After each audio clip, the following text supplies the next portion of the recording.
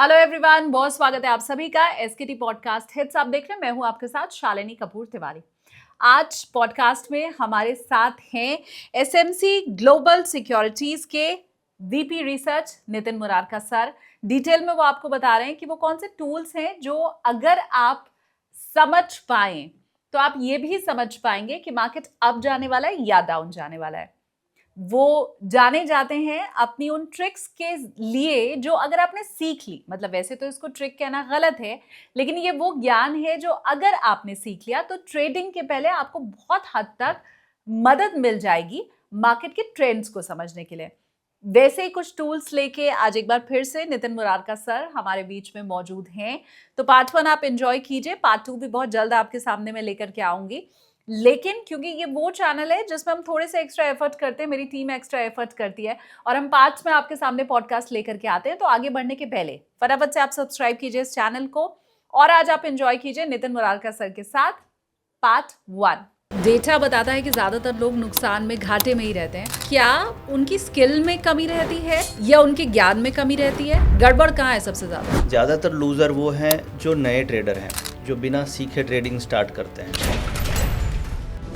Option trading is a process जिसे आप सीख के समझ के प्रॉफिटेबल हो सकते हैं। सार ये है कि ऑप्शन ट्रेडिंग के लिए आपको स्किल्स को डेवलप करनी होगी और स्किल से ही हमारी अर्निंग आएगी।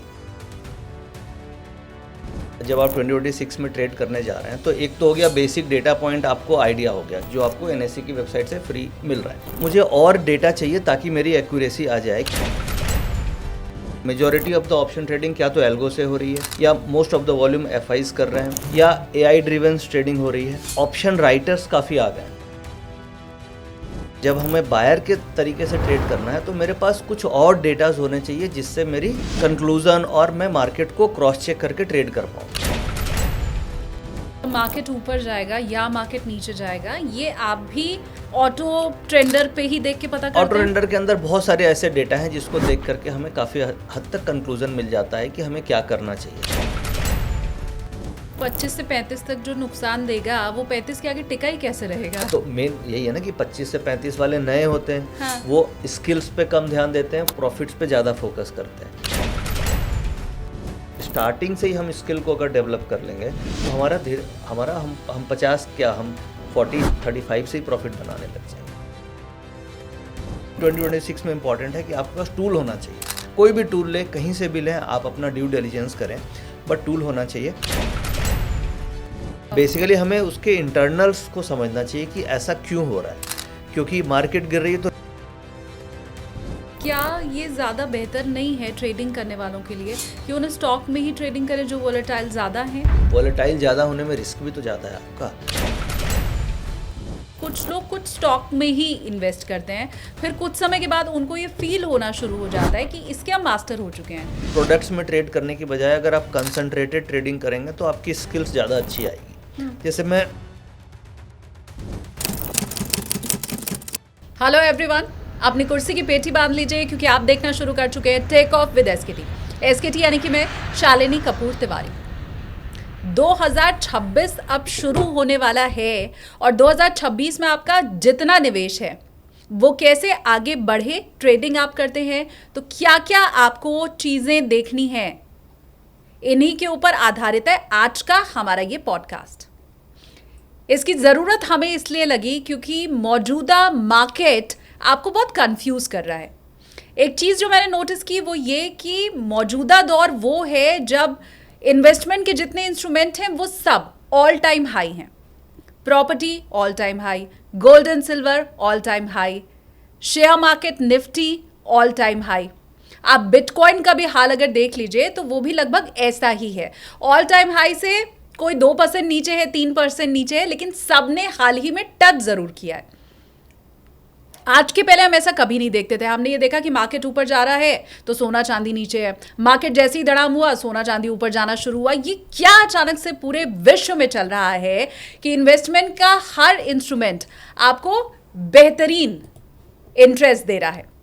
अब ऐसी स्थिति में जाहिर सी बात है शेयर मार्केट में आप भी फूंक फूंक कर कदम आगे बढ़ा रहे होंगे, लेकिन ट्रेडिंग करने वाला परेशान है कि ऑल टाइम हाई से कहीं धड़ाम हुआ तो हम तो नहीं बर्बाद हो जाएंगे। आपकी इसी उलझन को समझाने के लिए आज का ये पॉडकास्ट है। मेहमान मेरे साथ बहुत खास हैं। टेक ऑफ विद एसकेटी में आप उन्हें पहले देख चुके हैं। पैसा बोलता है मेरा जो दूसरा पॉडकास्ट है निवेश से जुड़ा हुआ, वहां पर भी आप इन्हें देख चुके हैं। इसके पहले जब हमने पॉडकास्ट किया था तो हमने जो टिप्स सर देते थे उसके हिसाब से काम कैसे करना है ये सीखा था। आज हम ये सीखने वाले हैं कि आप जैसी टिप्स हम कैसे दे दें, हमें आपकी ज़रूरत ही कैसे ना पड़े। तो चलिए मिलकर के बोर्डिंग पास देते हैं। स्वागत करते हैं। पॉडकास्ट में मेरे साथ है एसएमसी ग्लोबल के रिसर्च हेड, निफ्टी के निशानेबाज Nitin Murarka sir.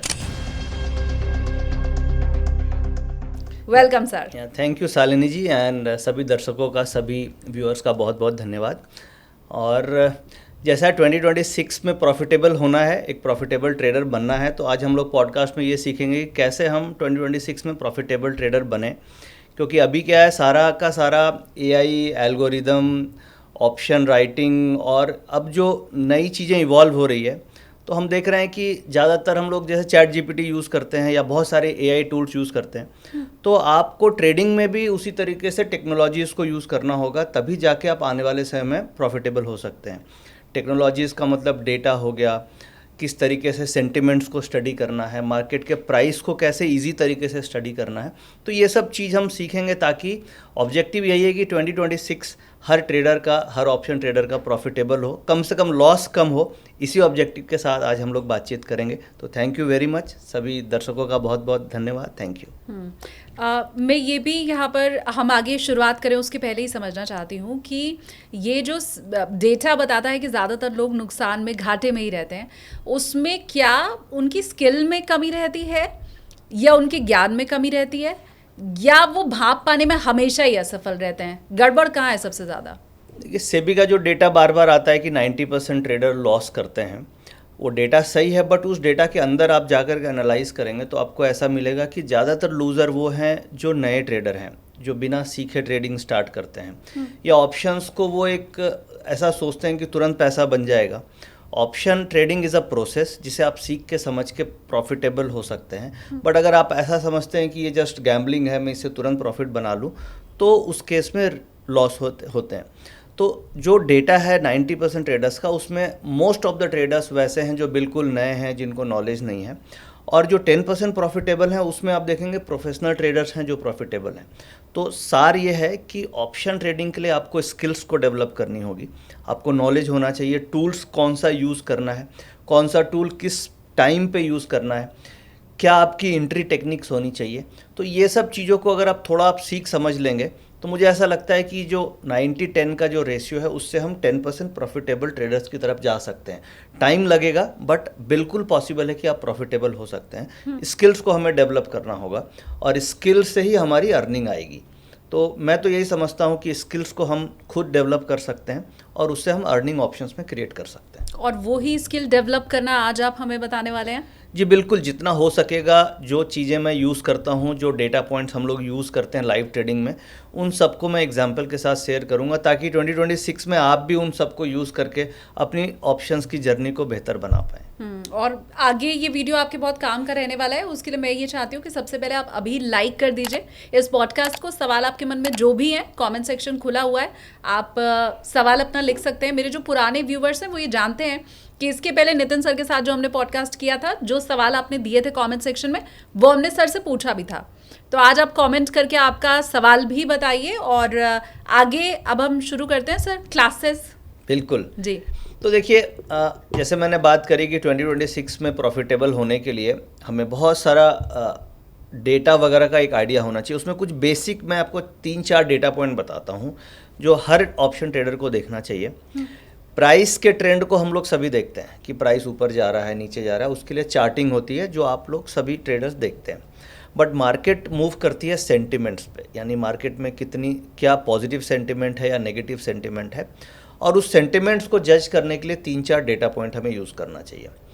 Point number 1, हम लोग एक यूज़ करते हैं एडवांस डिक्लाइन, जो कई बार हम लोगों ने डिस्कस किया है। बट एडवांस डिक्लाइन में भी एक होता है सेक्टोरल एडवांस डिक्लाइन, अच्छा, जो एनएससी की वेबसाइट में हम चलते हैं। हाँ। और ये एक नया फीचर है जो एनएससी ने अभी लेकर के आई है।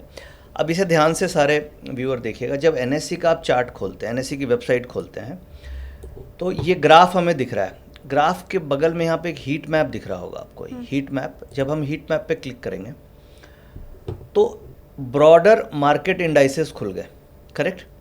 ब्रॉडर मार्केट इंडाइसेस में कितने इंडाइसेस दिख रहे हैं? 19। अब आउट ऑफ 19 कितने मुझे ग्रीन और कितने रेड दिख रहे हैं? वो मैं बाद में बताऊंगी, लेकिन ग्रीन में भी 2 ग्रीन क्यों दिख रहा है मुझे? हाँ, करेक्ट। हाँ। एक 1% से अगर वो सेक्टर ऊपर है तो वो डार्क ग्रीन दिख रहा है, और 1% से नीचे है तो वो लाइट ग्रीन दिख रहा है। ओके। और जो कलर रेड दिख रहा है, अगर वो 1% से ज़्यादा नेगेटिव होगा तो वो डार्क रेड दिखेगा, और अगर 1 से कम होगा तो वो लाइट रेड दिखेगा। ये एनएससी की वेबसाइट में ही बना हुआ है। ठीक है। तो इसमें ये देखना है कि ओवरऑल अगर आप देखेंगे तो आपको ज़्यादातर ग्रीन्स दिख रहे हैं, 13 ग्रीन है और 6 है रेड। 6 रेड है। तो ओवरऑल इससे कंक्लूजन यही निकलता है कि broader market index overall positive, थोड़ा सा बायस्ड है। तो ये मैं बेसिकली सिखाने की कोशिश कर रहा हूँ आपको कि आप कैसे मार्केट के सेंटिमेंट्स को रीड कर सकते हैं। अब जैसे शालिनी जी, आप एक सिंपल अगर ट्रेडर हैं और आप अगर इसको देखते हैं तो आपके मन में तुरंत विद इन सेकेंड्स एक डिसीजन आ जाता है कि ओवरऑल सेंटिमेंट थोड़ा पॉजिटिव साइड है। अगर मैं इसे और देखूं तो सेक्टोरल इंडाइसेस भी यहाँ पे आ रहा है। अब यहाँ पे 2 चीज़ें, एक ब्रॉडर मार्केट इंडाइसेस और एक सेक्टोरल इंडाइसेस। सेक्टोरल इंडाइसेस में निफ्टी ऑटो हो गई, बैंक्स हो गई, जितने भी सेक्टर्स हैं, इसमें मुझे ओवरऑल दिख रहा है कि रेड ज़्यादा दिख रहे हैं, करेक्ट। तो यहाँ पे हमें लाइव मार्केट में ये देखना है कि सेक्टोरल इंडाइसेस किस तरीके से परफॉर्म कर रही है, वो ज़्यादा इंपॉर्टेंट है compare to overall broader indices से। मैं यहाँ पे यही हाईलाइट करना चाह रहा था कि कई लोग क्या करते हैं, वो निफ्टी को और केवल बैंक निफ्टी को देख करके एक आइडिया लगा लेते हैं। एनएससी आपको डेटा देती है सेक्टोरल इंडाइसेस का, तो सेक्टर्स में बैंक निफ्टी, आईटी और ऑयल एंड गैस, इन तीनों का वेटेज मिला के अप्रॉक्सीमेटली 60% निफ्टी होती है। और यहाँ पे हमें ये डेटा दिखता है, तो ये अगर ओवरऑल नेगेटिव दिख रहे हैं तो हम ये मान के चलेंगे कि मार्केट में सेंटिमेंट थोड़ा पॉजिटिव, नेगेटिव साइड है। तो ये डेटा एनएससी की वेबसाइट से आप देख सकते हैं, which is the indicator number 1। Okay. इसके अलावा पुट कॉल रेशियो, जो कई बार हम लोगों ने डिस्कस भी किया, पुट कॉल रेशियो एक देखना चाहिए, उसका क्या ट्रेंड बन रहा है। सेक्टर स्ट्रेंथ हो गई, और एक वॉल्यूम स्ट्रेंथ हम लोग रेगुलर देखते हैं, जो हमें एनएससी की वेबसाइट पे ही मिलती है। एनएससी के जब हम होम पेज पे जाते हैं तो वॉल्यूम्स का डेटा आता है, और आप यहाँ पे देख सकते हैं most active calls and most active puts. अब मोस्ट एक्टिव कॉल्स में जब हम देख रहे हैं तो ये चेंजेस जो आपको दिख रहे होंगे कॉल साइड में, ये प्राइसेस कॉल्स के ज़्यादा कल से आज नेगेटिव दिख रहे हैं हमें। और पुट्स में अगर आप चेंज देखेंगे तो पुट्स थोड़ी कम गिरी हुई है, राइट, करेक्ट। तो ज़्यादा वीकनेस किस में है? कॉल्स में है। में। तो इसका मतलब हमें पुट पे फोकस करना है, कॉल्स पे नहीं करना है, क्योंकि वॉल्यूम्स भी ज़्यादा हो रहे हैं और कॉल्स गिर भी रही हैं। इसका मतलब सेलर वहीं पे है और बायर पुट साइड में है, क्योंकि पुट में वॉल्यूम्स भी ज़्यादा हैं बट वो प्राइस नहीं गिर रहे हैं, प्राइस कॉल के कंपैरिजन में कम गिरे हुए हैं। कई बार क्या होता है कि पुट अगर ऊपर है तो ये क्लियर सिग्नल होता है कि हमें पुट ऑप्शन खरीदना है, बट जब हम आज ये पॉडकास्ट बना रहे हैं तो आज का डेटा में ऐसा हुआ कि एक्सपायरी है, और आज 9 दिसंबर है और आज एक्सपायरी है। तो एक्सपायरी वाले दिन कई बार क्या होता है, कॉल एंड पुट में टाइम वैल्यू डिके होती है, इसलिए हम लोग देख रहे हैं कि कॉल्स ज़्यादा टूटी हुई है और पुट्स भी गिरी हुई है बट कम गिरी हुई है। बट यहाँ पे हमें ऐसे सीखना है कि अगर कॉल्स गिरी हुई है और पुट्स वॉल्यूम के डेटा में बढ़ी हुई है तो हमें पुट्स पे फोकस करना है। Trend is your friend. अच्छा, करेक्ट। तो इस तरीके से डेटा एनालिसिस करना है बेसिकली, ये मैं आपको सिखाने की कोशिश कर रहा हूँ। और ये सारा कुछ डेटा तो हमें एनएससी की वेबसाइट में मिल जाता है। इसके अलावा बहुत सारा ऐसा डेटा है जो हम लोग एसएमसी ऑटो ट्रेडर के अंदर यूज़ करते हैं। उसमें कुछ यूनिक डेटा पॉइंट है जिसे एक ट्रेडर को यूज़ करना चाहिए जब भी वो ट्रेड कर रहे हैं। इसमें से एक नहीं, मतलब ये सफिशिएंट नहीं है एनएससी की जो वेबसाइट का आपने दिखाया। नहीं, इसमें क्या है, जैसे क्या जब आप 2026 में ट्रेड करने जा रहे हैं तो एक तो हो गया बेसिक डेटा पॉइंट, आपको आइडिया हो गया जो आपको एनएससी की वेबसाइट से फ्री मिल रहा है। बट अब मान लीजिए मुझे एडवांस कुछ काम करना है तो मुझे और डेटा चाहिए ताकि मेरी एक्यूरेसी आ जाए, क्योंकि आज के समय में majority of the option trading क्या तो एल्गो से हो रही है, या most of the volume FIIs कर रहे हैं, या एआई ड्रिवन ट्रेडिंग हो रही है, या ऑप्शन राइटर्स काफ़ी आ गए हैं। तो एज अ बायर, जब हमें बायर के तरीके से ट्रेड करना है तो मेरे पास कुछ और डेटाज होने चाहिए जिससे मेरी कंक्लूज़न और मैं मार्केट को क्रॉस चेक करके ट्रेड कर पाऊँ। तो जैसे आपने शुरुआत में पूछा कि क्या क्या डेटा आप देखते हैं, हाँ। तो ये दो डेटा पॉइंट तो कोई भी यूज़र जाके एनएससी की वेबसाइट में देख सकता है। इसके अलावा और क्या डेटा पॉइंट्स हम लोग देखते हैं जिससे मार्केट को प्रिडिक्ट कर पाते हैं, उसके लिए हम लोग नॉर्मली एसएमसी का ऑटो ट्रेंडर यूज़ करते हैं, जिसके अंदर वेरियस डेटा पॉइंट्स हैं जो एक यूज़र देख सकता है, या फिर वो कहीं से भी कोई भी प्लेटफॉर्म अगर मिलता है तो उसको ये डेटा पॉइंट जरूर देखने चाहिए। मतलब मार्केट ऊपर जाएगा या मार्केट नीचे जाएगा, ये आप भी ऑटो ट्रेंडर पे ही देख के पता करते हैं? ऑटो ट्रेंडर के अंदर बहुत सारे ऐसे डेटा हैं जिसको देख करके हमें काफ़ी हद तक कंक्लूजन मिल जाता है कि हमें क्या करना चाहिए। एक बार इसमें देख लेते हैं क्या क्या डेटा है, फिर बेसिकली समझेंगे। हाँ। तो नॉर्मली एक तो सबसे इम्पोर्टेंट है मार्केट बैलेंसर ऊपर जो आ रहा है। अब एक तो होता है advance decline ratio. Advance decline का मतलब क्या होता है, कितने स्टॉक्स ऊपर हैं और कितने स्टॉक्स नीचे हैं in terms of price change. हम इसका एडवांस वर्जन क्या यूज़ करते हैं कि कितने स्टॉक्स का ट्रेंड पॉजिटिव है, कितने स्टॉक का ट्रेंड नेगेटिव है। सपोज कीजिए 200 स्टॉक की एक बास्केट मैंने आपको दे दी, और 200 स्टॉक के जो बास्केट हैं उसमें सभी स्टॉक्स पे मैंने 8-10 टेक्निकल इंडिकेटर्स लगा दिए। अब आप चार्ट्स पे तो पॉसिबल नहीं है कि आप 10 इंडिकेटर लगा सकते हैं, और मैनुअली पॉसिबल नहीं है कि आप एक एक इंडिकेटर से देख करके बता पाएँ कौन सा स्टॉक अप है या डाउन है। तो उसके लिए हम लोगों ने कोडिंग कर दी, अलग अलग indicators, moving average, RSI, Bollinger bands लगा के फिल्टर आउट किया, और उससे हम ये फाइंड आउट करते हैं कि आज के दिन में कितने स्टॉक्स पॉजिटिव ट्रेंड में हैं और कितने स्टॉक नेगेटिव ट्रेंड में। अब 200 में से सपोज कीजिए 120 स्टॉक्स पॉजिटिव ट्रेंड में है और 80 स्टॉक नेगेटिव ट्रेंड में है, तो क्लियर हमें समझ में आ जाएगा कि मार्केट का ट्रेंड पॉजिटिव है। तो ये एक एडवांस टूल है देखने का तरीका, कि एक तो सिंपल आप एडवांस डिक्लाइन देखना चाहते हैं तो आप एनएससी की वेबसाइट से देख सकते हैं। दूसरा, और इन डेप्थ एक्यूरेट ट्रेंड देखना चाह रहे हैं तो आप फिर हमारा मार्केट बैलेंसर है, इसको देख सकते हैं, और इसमें फिर आपको आइडिया लग जाता है। इसकी एक्यूरेसी 70-80% तक हमें लाइव मार्केट में मिल जाती है कि अगर ये ओवरऑल पॉजिटिव साइड में है तो मार्केट उधर चली जाती है। आज जो अभी हम लोग करंट डेटा देख रहे हैं, इसमें एक बैलेंस डेटा है, 77 पॉजिटिव और 93 नेगेटिव, तो अप्रॉक्सीमेटली बैलेंस्ड हो गया। तो अभी आपने देखा कि कॉल एंड पुट दोनों के प्राइस टूटे हुए हैं, कॉल के प्राइस भी टूटे हुए हैं और पुट के प्राइस भी हल्के गिरे हुए हैं बिकॉज ऑफ एक्सपायरी। तो ये इंडिकेशन है साइडवेज मार्केट का। तो एक ऑप्शन ट्रेडर साइडवेज होगा या मार्केट ऊपर जाएगी या नीचे जाएगी, ये तीनों कंडीशन इस डेटा से पकड़ सकता है। साइडवेज में थोड़ा बैलेंस हो जाएगा, जैसे थोड़ा सेलेक्ट कर पाना क्या मुश्किल होता है कि मुझे किस तरफ जाना है। हाँ, साइडवेज में ये टफ होता है, बट फिर भी साइडवेज में भी आपको इतना आइडिया लगेगा कि साइडवेज में भी टिल्टेड टुवर्ड्स पुट है या कॉल है। जैसे कि अभी हम लोगों ने वॉल्यूम डेटा देखा तो कॉल्स का प्राइस बहुत टूटा हुआ था, पुट्स का प्राइस थोड़ा कम टूटा हुआ, तो टिल्टेड टुवर्ड्स पुट्स हो गई। प्लस जब आपने सेक्टर का डेटा देखा तो सेक्टर में ज़्यादा रेड थे, तो उससे भी समझ में आया कि ओवरऑल थोड़ा नेगेटिव साइड ट्रेंड है। इधर का टिल्ट कब इधर का टिल्ट हो जाए, हाँ, ये क्या इसमें मुश्किल होता है? ये मुश्किल होता है, लाइव मार्केट में आपको डेटा को ऑब्जर्व करना होता है, तभी हम लोग ये बोलते हैं कि आपको 60-70% से ज़्यादा एक्यूरेसी नहीं मिलेगी, क्योंकि मार्केट लाइव है। अब बायर एंड सेलर ट्रेड कर रहे हैं, सेंटिमेंट्स चेंज भी हो सकते हैं, तो जब सेंटिमेंट चेंज होगा तो आपको अपनी पोजीशन उसी हिसाब से चेंज करनी होती है। बट फिर भी अगर मुझे 10 में से 6-7 ट्रेड अगर सही मिल जाते हैं तो ओवरऑल प्रॉफिटेबल मॉडल बन जाता है। तो इस तरीके से एक ये मार्केट बैलेंसर हम लोग देखते हैं।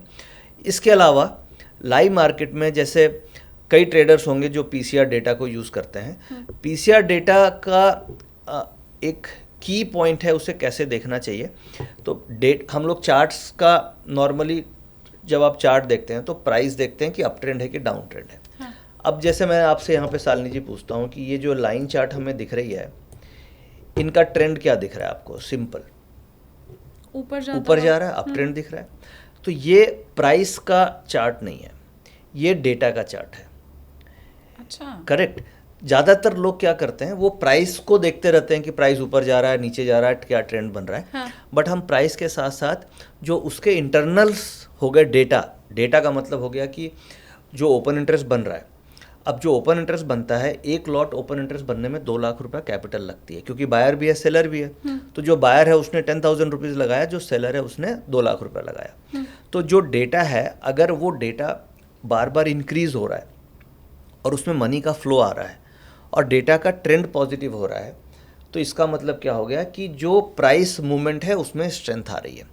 कई बार क्या होता है लाइव मार्केट में, आपने देखा होगा कि मार्केट 9 बजे खुली, 11 बजे तक एक मूव ले लेती है। हाँ। उसके बाद 11 बजे से 1 बजे तक वो बिल्कुल एक रेंज में घूमते रहती है। हाँ। और उस समय ट्रेडर कंफ्यूज हो जाते हैं कि ये रेंज का ऊपर ब्रेकआउट होगा या नीचे का ब्रेकआउट होगा।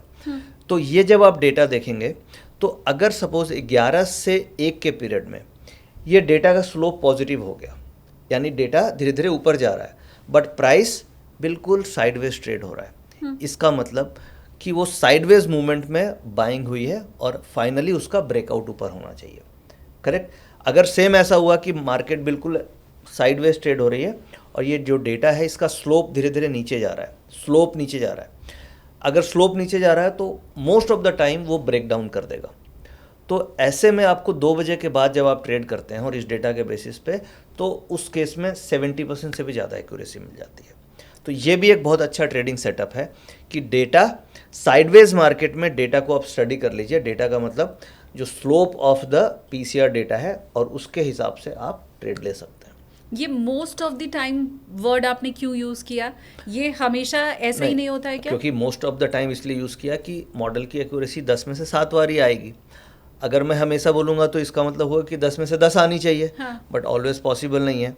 किसी भी ट्रेडिंग मॉडल की एक्यूरेसी 100% नहीं हो सकती, क्योंकि मार्केट सेंटिमेंट्स पे मूव करते हैं और डेटा चेंज भी हो जाता है। आज बायर से सेलर, सेलर से बायर, मार्केट मूव करता रहता है। बट यह है कि मोस्ट ऑफ द टाइम, यानी कि अगर आप इस एक लॉजिक पे ट्रेड करेंगे तो फिर आपका ट्रेड लॉजिकल भी होगा, आप ट्रेड को प्रॉपर स्टॉप लॉस के साथ राइड कर सकेंगे।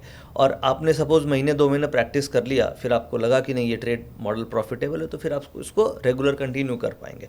तो ये बिल्कुल यहाँ पे समरी यही है कि हमें केवल ये नहीं देखना है कि डेटा क्या है, डेटा का ट्रेंड क्या है।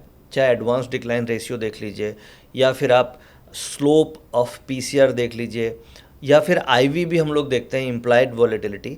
तो आईवी इज़ अ वैल्यू।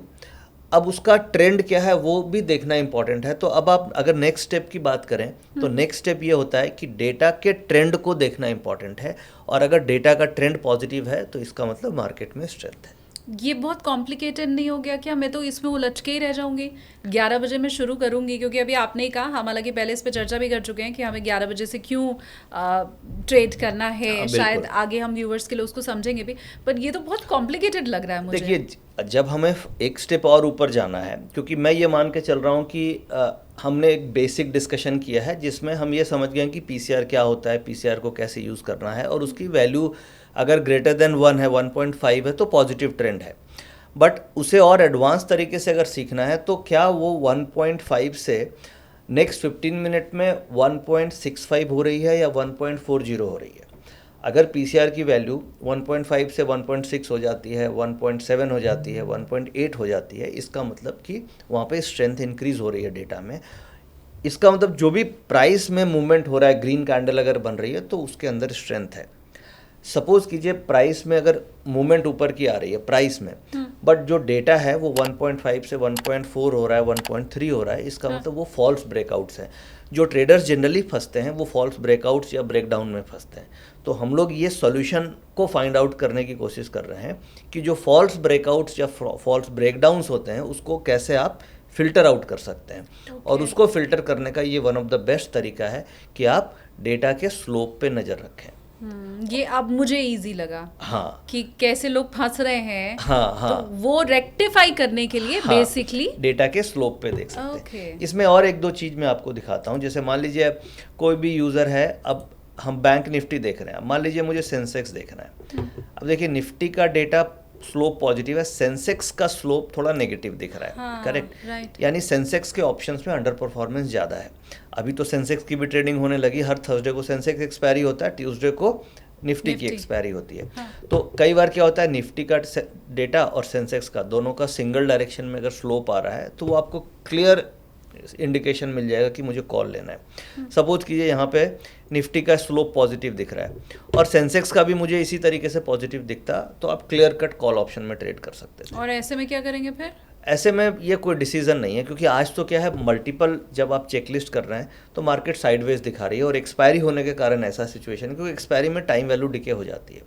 तो आज जिस दिन हम लोग पॉडकास्ट कर रहे हैं, इस दिन इसी तरीके का डेटा बना है, तो हम लोग लाइव डेटा एनालिसिस कर रहे हैं, इसलिए जो डेटा है सो है। मतलब ऐसा नहीं है कि कोई ऐसा दिन हम लोगों ने सेलेक्ट किया है कि हम फेवरेबल डेटा दिखाएं।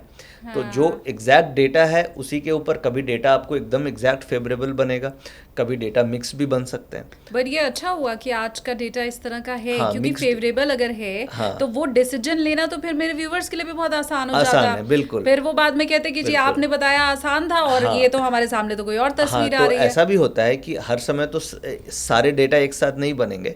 तो यह है कि कभी अगर जनरली ऐसा एक्सपायरी वाले दिन होता है, जब एक्सपायरी है और मार्केट थोड़ी साइडवेज होती है, तो उस केस में इस तरीके का डेटा बनता है। तो इससे फ़ायदा ये भी है कि आप ये भी पकड़ पाते हो कि आज मार्केट साइडवेज होने वाली है, तो एज अ बायर मुझे ऑप्शंस में बाइंग नहीं करना है, क्योंकि फिर टाइम वैल्यू डिके हो जाएगी। तो आप वहाँ से भी अपने आप को सेफगार्ड कर सकते हैं। बैठे रहें, या अगर आप ऑप्शन राइटर हैं, मान लीजिए आप राइटर हैं, तो आप कॉल पुट बेच के भी प्रॉफिट बना सकते हैं। जरूरी नहीं है कि आप एज अ बाइंग ही करें, आप स्ट्रैडल बेच सकते हैं, स्ट्रैंगल बेच सकते हैं, या क्रेडिट स्प्रेड्स कर सकते हैं, तो आप बेच के भी पैसा बना सकते हैं। ठीक है। तो ये बहुत अच्छा फीचर है। और 2026 में अगर आपको कुछ नई चीज़ें इनकॉर्पोरेट करनी है अपनी ट्रेडिंग में, तो स्लोप ऑफ इंडिकेटर्स आप इनकॉर्पोरेट कीजिए।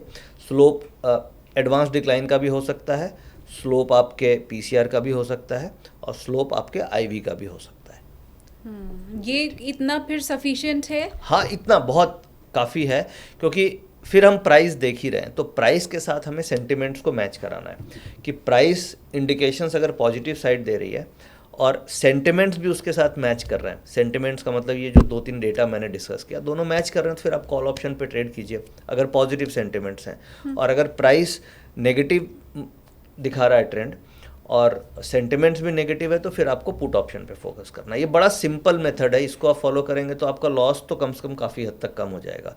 आज जो 90% ट्रेडर जो लूजिंग पोजीशंस पे हैं, उनका सबसे बड़ी मिस्टेक है कि उनके पास कोई भी टूल नहीं होता है। चार्ट्स देखने का कोई टूल नहीं है, ना वो सेंटिमेंट्स देखते हैं कि मार्केट का क्या सेंटिमेंट है।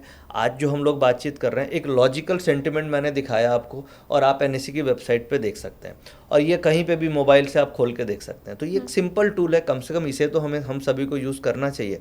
आप नए ट्रेडर किसी से पूछ लीजिए, वो सिंपल आएगा, स्क्रीन देखेगा, कभी कॉल ले लेंगे, कभी पुट ले लेंगे, तो एक रैंडम ट्रेडिंग होती है। दूसरी, एवरेजिंग कर लेते हैं लोग कि लॉस आ गया फिर एवरेज कर लो, फिर लॉस आ गया एवरेज कर लो। तो ऑप्शन में तो कभी एवरेज ही नहीं करना चाहिए, क्योंकि वहाँ पे टाइम वैल्यू डिके होती है। तो जो ऑलरेडी पेरिसेबल प्रोडक्ट है, क्योंकि ऑप्शंस 5 दिन में ख़त्म हो जाएगी, तो मैं उसे मानता हूँ कि वो एक पेरिसेबल प्रोडक्ट है, यानी उसकी लाइफ 5 ही दिन की है। तो उसमें तो हमें और एवरेज नहीं करनी चाहिए। तो और दूसरा, कई ट्रेडर्स ऐसा भी करते हैं कि वो कैपिटल 1 लाख की है और पूरे 1 लाख से ही ऑप्शन ट्रेड कर लेते हैं। तो ये नए ट्रेडर्स ये सब मिस्टेक कर रहे हैं, इसलिए डेटा सेबी का ऐसा है। सेबी का डेटा में आप और भी देखिएगा कि जो मेजर लूजिंग ट्रेडर्स हैं, वो 25 साल से 35 साल वाले ज़्यादा लूज़र हैं, और अगर आप देखते हैं 50+ वाले, तो उनके लॉसेस कंपेरेटिवली कम है। तो 25 से 35 तक जो नुकसान देगा, वो 35 के आगे टिका ही कैसे रहेगा? तो मेन यही है ना कि 25 से 35 वाले नए होते हैं। हाँ। वो स्किल्स पे कम ध्यान देते हैं, प्रॉफिट्स पे ज़्यादा फोकस करते हैं। और जो 50 वाले होते हैं, वो ऑलरेडी स्किल डेवलप कर चुके होते हैं, इसलिए वो नुकसान कम देते हैं या प्रॉफिटेबल हो जाते हैं। तो लर्निंग यहाँ पे यही है कि हमें शुरुआत से स्किल पे ध्यान देनी चाहिए। भले हम 25 की जगह 30 में स्टार्ट करें, ताकि हमें लॉस नहीं हो, बट स्टार्टिंग से ही हम स्किल को अगर डेवलप कर लेंगे, तो हम 50 क्या, हम 40-35 से ही प्रॉफिट बनाने लग जाएंगे। हालांकि टूल की, क्योंकि हम आज बात कर रहे हैं सर, तो मुझे लगता है टूल का यूज़ तो आज की डेट में हर कोई कर रहा है। मैं कंटेंट क्रिएटर हूँ, कंटेंट क्रिएटर आज के एक ज़माने पहले, मैं अगर दशक पहले की बात करूँ, तो वो प्रॉपर वीडियो एडिटिंग करवानी पड़ती थी। अब तो ऐसे ऐसे ऐप आ गए, टूल आ गए कि आप उसमें बस डालिए, आपने 10, 12, 15 कटअवेज डालिए और वो खुद ब खुद आपको वो सेलेक्ट करके और दे देगा। तो आज भी अगर कोई पुराने ज़माने के हिसाब से कंटेंट राइटिंग कर रहा है, बिना AI का यूज़ किए, बिना चैट GPT का यूज़ किए, नहीं हो सकता। वो बड़ा समय आपका खाएगा और आप 10 साल पुराने रह जाएंगे। बिल्कुल, आज हर प्रोफेशन में आपको टूल तो यूज़ करना ही होगा, कोई भी हो। मान लीजिए हम लोग रिसर्च भी करते हैं, हाँ। तो बहुत सारे ऐसे ऐप वगैरह हैं जिससे हमारा फिल्ट्रेशन तुरंत हो जाता है, जैसे स्टॉक स्क्रीनिंग ही है।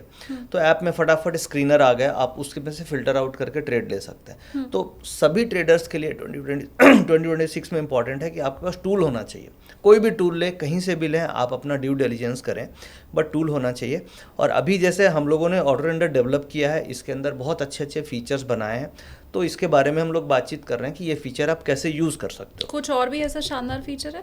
इसमें ग्रीक्स भी आते हैं, जैसे मान लीजिए मैंने यहाँ पे अभी ग्रीक्स पे क्लिक किया तो आप देखिए थीटा है, डेल्टा है, गामा है, वेगा है, और आप हर एक्सपायरीज का देख सकते हैं। मान लीजिए 16 वाली एक्सपायरी है, जो अगली एक्सपायरी है उसका डेटा देखता हूँ तो मेरे पास सारा मतलब ग्रीक्स के आ रहे हैं। इनफैक्ट आप स्टॉक्स में अगर ट्रेड करते हैं तो हमारे पास स्टॉक्स का भी बहुत अच्छा डेटा इसमें आता है। जैसे मान लीजिए कई बार क्या होता है कि मार्केट मूव कर रही है, अब निफ्टी तो मूव किए जा रही है और आप देख रहे हो कि आप जिस स्टॉक में ट्रेड कर रहे हैं वो स्टॉक ही नहीं चल रहा है।